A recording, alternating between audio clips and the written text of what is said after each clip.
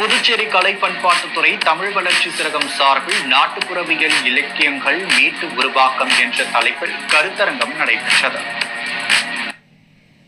இந்த ஒருநாள் கருத்தரங்கம் லாஸ்பேட்டையில் உள்ள புதுச்சேரி மொழியியல் பண்பாட்டு ஆராய்ச்சி நிறுவனத்தில் நடைபெற்றது. விழாவில் தமிழ் வளர்ச்சி சிறகு சிறப்பு பணி அதிகாரி கலைமாமணி முனைவர் வாசுகி ராஜாராம் வரவேற்புரையாற்றினார். பொதுப்பணித்துறை அமைச்சர் லட்சுமி நாராயணன் தலைமை உரையாற்ற குடிமைப்பொருள் வழங்கல் துறை அமைச்சர் திருமுருகன் சிறப்புரையாற்றினார்.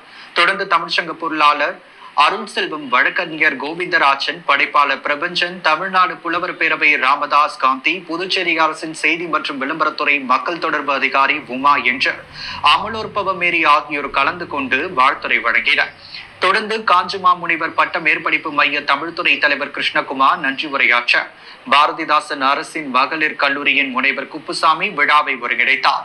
இந்நிகழ்ச்சியில் ஏராளமான மாணவ மாணவிகள், தமிழ் அறிஞர்கள் பலர் கலந்து கொண்டனர்.